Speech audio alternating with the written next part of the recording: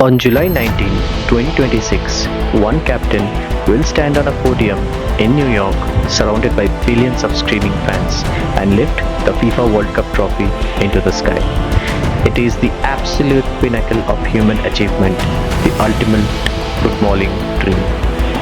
But history tells us the golden trophy is hiding a dark, terrifying secret. Because the moment you lift that 18-karat gold trophy, an invisible countdown begins. A psychological trap snaps shut. For the last 24 years, a bizarre, almost supernatural pattern has haunted the tournament.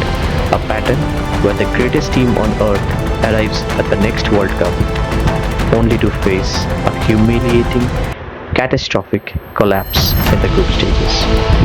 As Argentina and the rest of the world prepare to take the pitch this week, they are not just fighting 47 elite nations.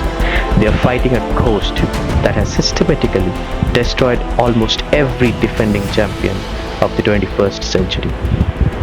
This is the anatomy of football's most terrifying curse, and why it happens is far more sinister than bad luck.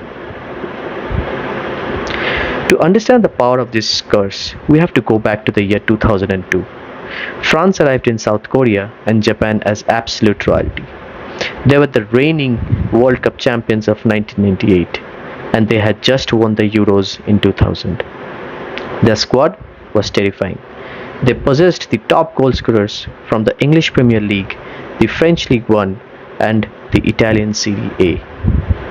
On paper, France didn't just look like favorites, they looked completely untouchable. But on 31st May 2002, the opening match against a debutant Senegal side revealed a fatal flaw. France looked heavy, complacent, stagnant. Senegal shocked the world with a 1-0 victory. Suddenly, panic set in. Zinedine Zidane was nursing a thigh injury on the bench, watching his team slowly unravel. Next came a frustrating 0-0 draw against Uruguay. By the time they faced Denmark in the final group game, the French Empire was entirely out of ideas. They lost 2-0. The reigning kings of the world didn't just fail to qualify for the knockout rounds, they crashed dead last in their group without scoring a single solitary goal. It was deemed the biggest fluke in World Cup history. The football world assumed it was a one-time disaster. They were wrong. The curse was just getting started. Fast forward to 2010. Italy, the proud champions of 2006, arrive in South Africa. Their group consists of Paraguay, New Zealand, and Slovakia. A straightforward path to the knockouts, right? Instead, the Italians draw their first two games, look completely devoid of creativity, and are brutally beaten 3-2 by Slovakia in the finale. Once again, the champions finish rock bottom. 4 years later, it happens the greatest international side ever assembled. Spain, the team that had conquered the world with tiki-taka. In 2014, Brazil became their graveyard. A 5-1 demolition by the Netherlands, followed by a ruthless 2-0 beating by Chile. Spain was eliminated before they even had the time to unpack their bags. And then came 2018.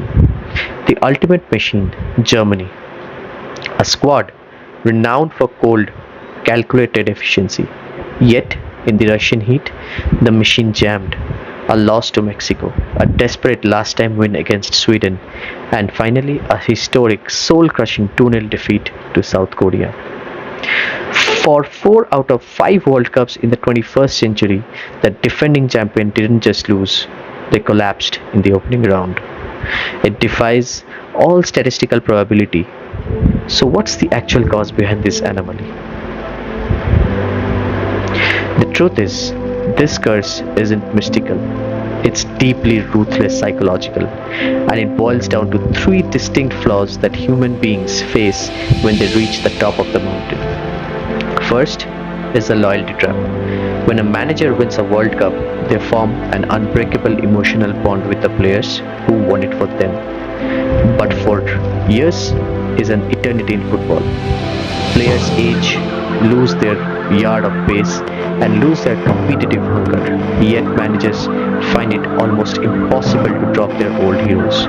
They choose sentimentally over current form, and they get exposed by younger, hungrier teams. Second is tactical evolution. When you win the World Cup, your tactical blueprint is studied by every single analyst on earth for 4 straight years. Everyone knows exactly how you build up, how you press, and where your weaknesses lie. The champions rarely adapt because they think we are the champions. Why should we change? But the rest of the world evolves. By the time the next tournament starts, the champion's playstyle is completely figured out. And finally, there is the 1% drop in hunger. In elite sports, the margin between winning and losing is less than 1%. To win a World Cup, you have to be willing to die on the pitch. But once you have already lifted the trophy, signed the multi-million dollar sponsorship, and cemented your legacy forever, that subconscious, desperate hunger naturally dips. You think you're playing at 100%, but you're playing at 99%. And at the World Cup, 99% gets you killed.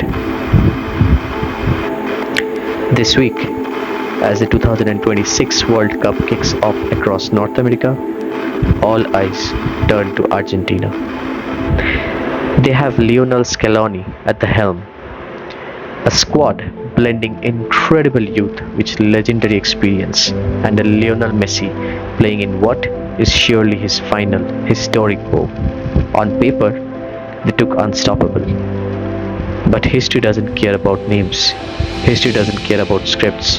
The curse is waiting in the shadows, ready to claim its next elite team. Will Argentina adapt, maintain their ruthless hunger, and break the 24-year-old cycle? Or will they become just another chapter in the dark vault of the defending champions? The archive is open and matches are about to begin. Let me know in the comments below. Will Argentina survive the group stage? Or are we about to witness the greatest collapse yet? Don't forget to hit the subscribe to lock in your seat for the rest of the tournament. This is Football Archive. See you at kickoff.